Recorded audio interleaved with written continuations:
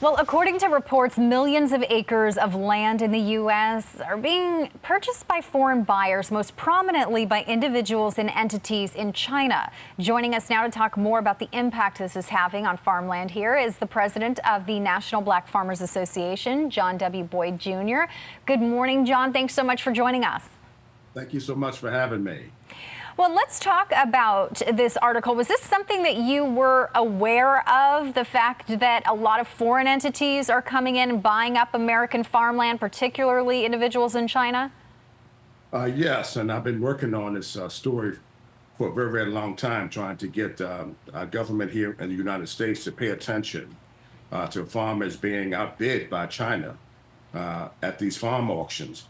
And one of the problems is that the USDA and this administration hasn't put in place a farm moratorium that would stop farm foreclosures for private lenders and USDA loans.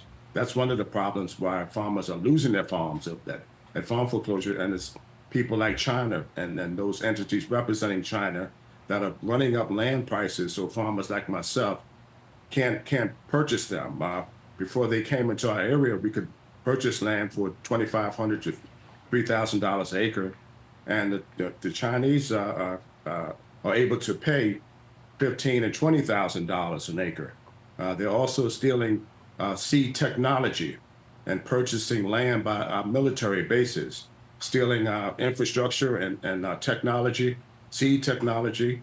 All of these things are add up to national security threat for our country. And China itself, that they know of, has purchased almost 400,000 acres here in the United States.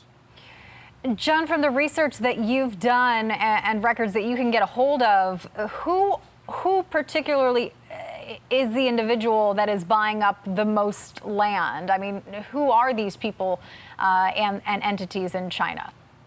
Well, it's the China Communist Party is buying it, which is their actual government themselves. China is also purchasing America's companies such as Smithfield Foods. Is now owned by China, which many farmers sell grain, corn, wheat, and soybeans to these buying stations. So they're quietly taking a strong foothold in this country.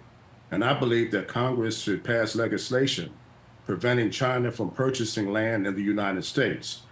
Because I, as a farmer, can't go to China and purchase farmland. I can't go to China and purchase their companies, but they come here to the United States, America's #1 adversary.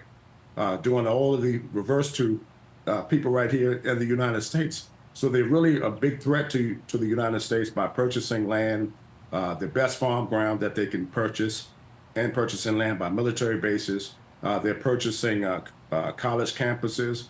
Here in my home state of Virginia, they purchased the oldest black college in the country, St. Paul's College. So they're really quietly doing this, and it needs to be brought to the attention of the president and of Congress to take action. Well, there are some U.S. lawmakers aware of this, trying to pass legislation. When you have brought it to the attention of lawmakers or tried to get the attention of the administration, what is the feedback you receive? Well, it hasn't been good so far. USDA says they're in a wait and watch mode they're watching what China is doing. But I'm saying that we need to be taking action and not waiting to see what China's next step is. To put some laws in place to prevent them from purchasing farmland. You know, 3 things that we can do better than any other country right now, and that's produce corn, wheat, and soybeans. And if our technology is stolen by countries such as China, that's a threat to America's agriculture right here in the United States. So we need to be taking action and watching everything that China does. It's not the friend of the United States here. And that's why I think people kind of lose with scraps. China is able to come here on all kind of visas and get education and things of that nature, things that we cannot do in China. So I'm trying to raise the visibility of just how severe this issue is for the United States. And it also should be a part of the presidential dialogue and debate of what each candidate is going to do to put some pressure and get more tougher on China. Well, John, I certainly hope you get more attention on the situation, and we thank you so much for joining us from Virginia there, and making us so aware of what you're seeing. Appreciate it. Thank you for having me, and support America's farmers. Absolutely. Thanks, John. Appreciate it.